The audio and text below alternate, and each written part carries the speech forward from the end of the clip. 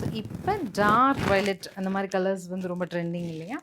அதில் உங்களுக்கு linen based material, violet with rama green, violet with pink, violet with yellow அந்த மாதிரி கலர் காம்பினேஷன்ஸ் வர மாதிரி 550 காட்டன் பை லினன்ஸ் எடுத்து வந்துருக்கும்.